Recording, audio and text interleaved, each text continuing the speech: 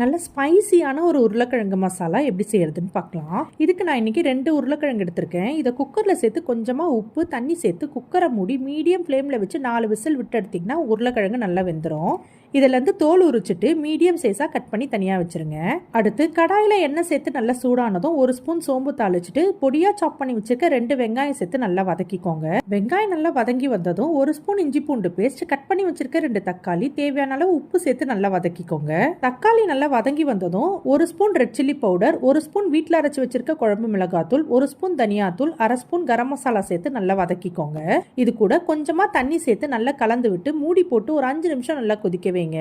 இதெல்லாம் நல்லா கொதிச்சு வந்ததும் நம்ம கட் பண்ணி வச்சிருக்க உருளைக்கிழங்கை சேர்த்து நல்லா கலந்து விட்டு ஒரு 10 நிமிஷம் நல்லா குக் பண்ணிங்கன்னா மசாலாலாம் நல்லா உருளைக்கிழங்குல ஒட்டி நல்லா சுருண்டு வந்துடும். இந்த ஸ்டேஜில் ஃப்ரெஷ்ஷான கருவேப்பிலை கொத்தமல்லி போட்டு கலந்து விட்டு சர்வ் பண்ணிக்கோங்க. ரொம்ப டேஸ்டியான உருளைக்கிழங்கு மசாலா சூப்பராக ரெடி ஆயிடுச்சு. இது சாம்பார் சாதம், ரச சாதம், தயிர் சாதம் எது கூட வேணாலும் ரொம்பவே நல்லா இருக்கும்.